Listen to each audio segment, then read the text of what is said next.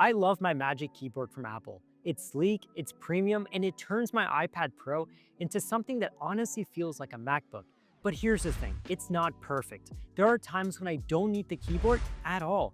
Maybe I'm just reading, watching a video, or just scrolling through social media like a typical tablet.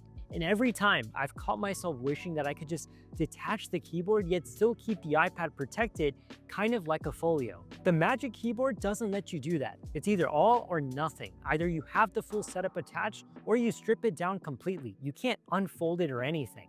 That's why I wanted to try this, the Shift Keyboard Case from ESR for my 13-inch M5 iPad Pro.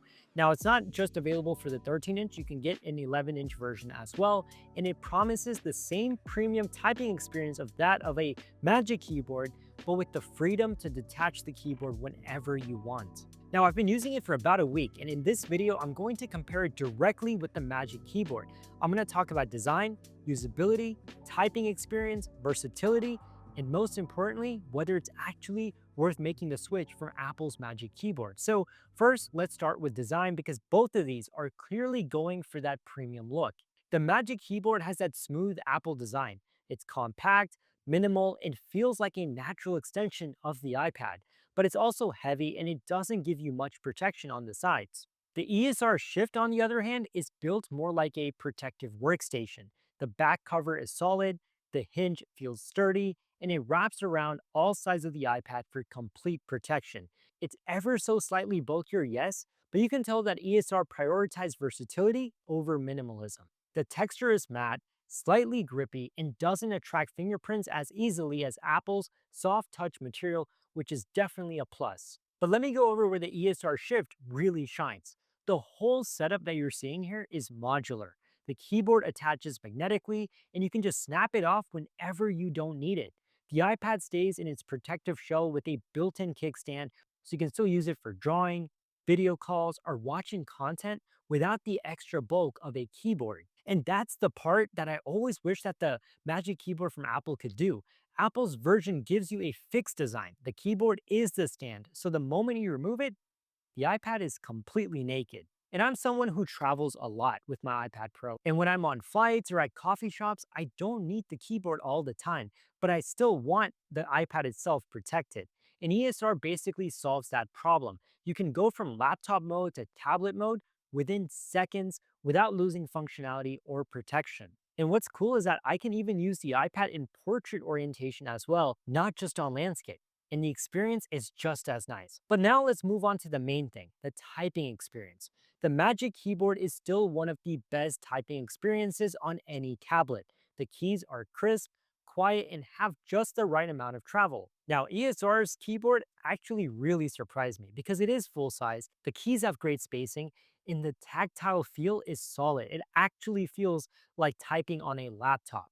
It has backlighting as well, which you can adjust, and a full row of iPadOS function keys.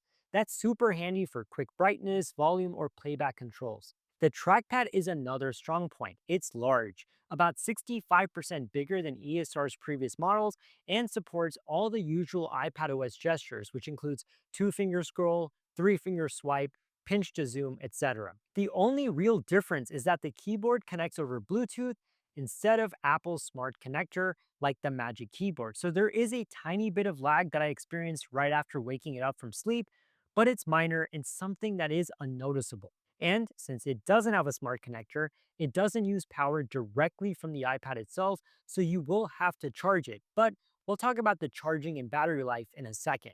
Now let's talk about viewing angles and stand functionality. The one thing that the Magic Keyboard struggles with is viewing flexibility. You only get a couple angles, both kind of fixed. With the ESR Shift, you get a real hinge. You can tilt it anywhere from 20 to about 75 degrees, so whether you're typing, sketching, or just watching Netflix, you can find your perfect angle. And because the kickstand is part of the case, it's much more stable on a desk or a table. But I will say, you might experience some wobbliness if it's on your lap, but even the Magic Keyboard wobbles a lot on my lap. All right, so now let's talk about everyday use and battery life. In day-to-day use, I actually liked having the freedom to choose my setup. For meetings or note-taking, I keep the keyboard attached, especially when it comes to editing videos. But when I'm sketching thumbnails, browsing the web, or reading a book, I would pop it off and just use the iPad as a tablet with the stand. And battery life has been pretty impressive as well. ESR claims around 130 days of use without the backlight or 11 hours with it on continuously. I've charged it once this week and it's still going strong.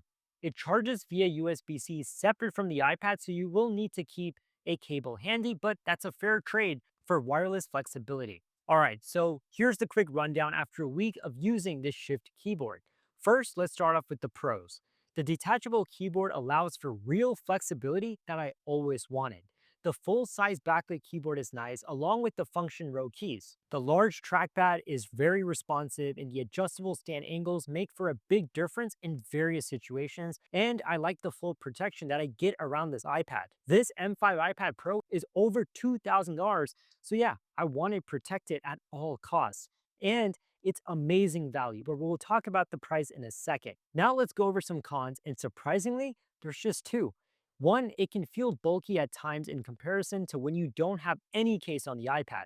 And second, as I said before, it doesn't work via the smart connector as it relies on Bluetooth, so it does need to charge and be paired. So if you mostly work at a desk and value flexibility or you travel a lot, these cons are easy to live with. Alright, so here's my final verdict.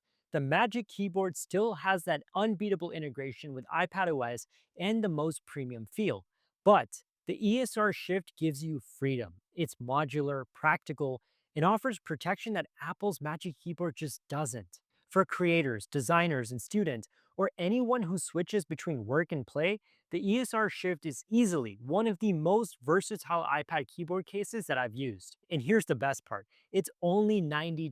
Now compare that to Apple's $350, it's a no-brainer for anyone who wants the same laptop-like setup without the Apple tax. For me personally, I think I'm going to keep both. The Magic Keyboard for days where I know I'll need the keyboard attached most of the time and when I'm indoors, and the ESR Shift on days when I'll be doing a mix of laptop and tablet related tasks or when I'm just traveling. It's a great balance. Alright guys, so this basically wraps up my review on the ESR Shift keyboard case.